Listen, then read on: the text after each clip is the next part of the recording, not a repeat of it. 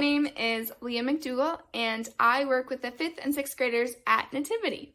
Today, I'm going to read you a book called Everybody Cooks Rice by Norah Dooley.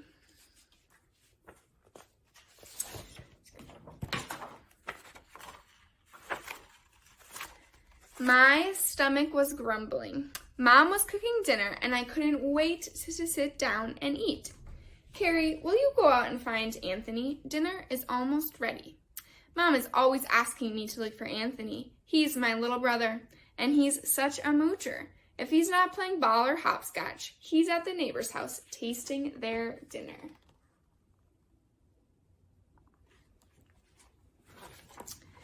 I walked outside and looked up and down the street. I couldn't see Anthony anywhere. So I went over to Mrs. Darlington's house. Anthony and I call her Mrs. D. She's our next door neighbor.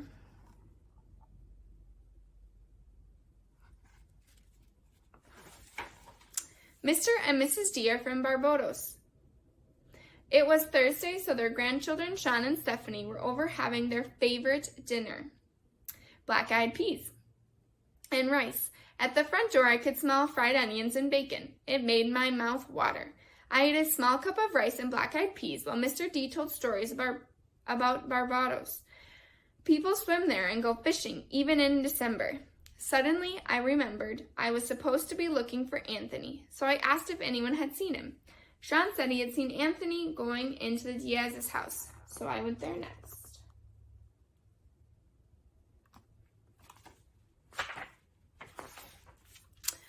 When I walked into the kitchen, my friend Fendra Diaz and her little brother Tito were cooking dinner because their mom was working late. Tito was telling Fendra that she uses too much spice. Kendra said Tito was checking the pot too often so the rice and pigeon peas would never cook.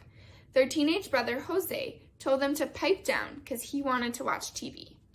I looked in the pot to see what was cooking. The rice was bright yellow. Fendra told me about her grandmother in Puerto Rico and how she had taught her to cook with turmeric. Turmeric makes rice yellow. Tito gave me a taste from the cooking spoon. Boy, was it delicious. Then I asked if anyone had seen Anthony. Fendra said Anthony had been there to taste their dinner, but had left to then go visit Dung. So I went across the street to Dung's house.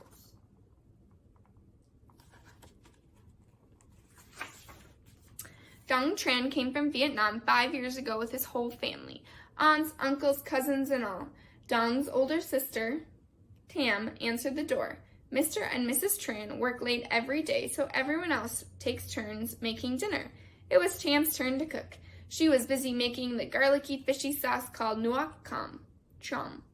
She let me try it on some rice. It was sweet and salty and sour. It tasted interesting. Later, when Mrs. Tran gets home, she'll make fried rice with peas. Then when Mr. Tran gets home, everyone will sit down and eat together. When I asked if anyone had seen my brother, Dong said Anthony was helping Mrs. Hua and Mei Li with their groceries. The Huas live on the corner, so I started up the street.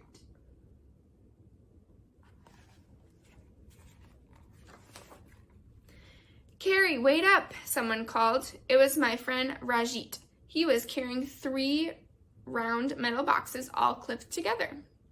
Something inside smelled delicious, so I asked him what it was. Rajit said his parents were working at their video and gift shop, so he was bringing them leftovers in a tiffin carrier.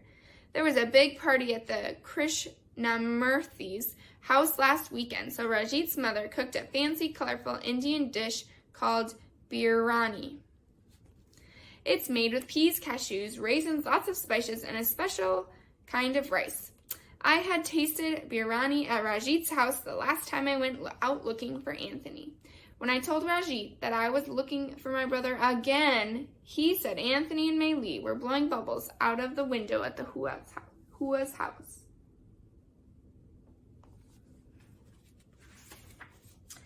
The Huas came from China a year ago. Mrs. Hua is just learning how to speak English. We smile at each other a lot.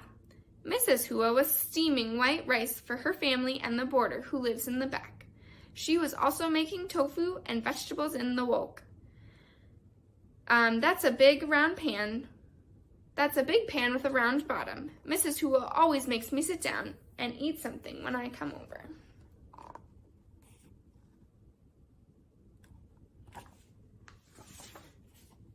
Everyone at the Hua's house uses chopsticks. Mei Li, who is only 3.5 years old, can even pick up a single grain of rice with her chopsticks.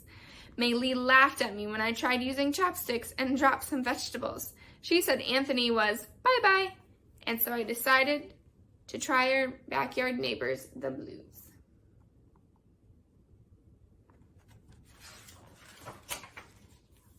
The Blues are from Haiti. Their cat just had kittens, so Anthony wanders over there a lot.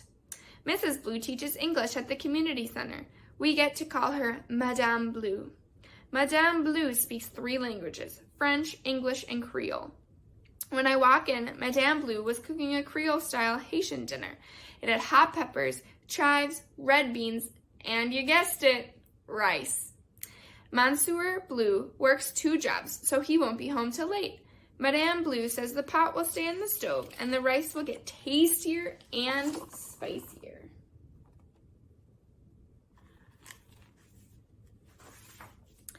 Adeline and Jeannie Marie Blue came home for dinner on their break from their after-school jobs at the grocery store. They helped themselves to bowls of rice and beans from the pot and gave some to me. I thought my mouth was on fire. Jeannie Marie teased me when I gulped some water. It was getting late and I still hadn't found Anthony. Adeline said she had seen him with a kitten in his arms climbing over our fence to our yard. I said thanks and goodbye in French and hurried home.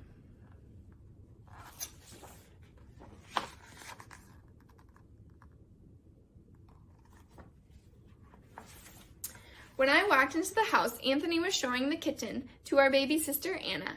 He was explaining to Mom that he was only borrowing the kitten. Mom was putting dinner on the table. Her grandmother from northern Italy taught our grandmother,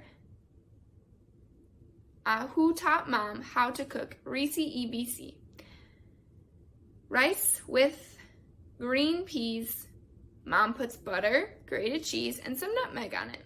It smelled so good, but my stomach wasn't grumbling anymore. I told Mom that I was too full to eat.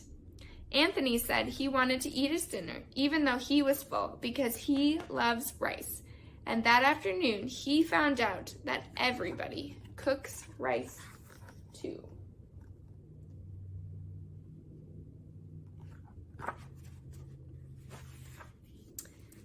The end. Thanks for joining me today reading this story. I hope you all have a wonderful day.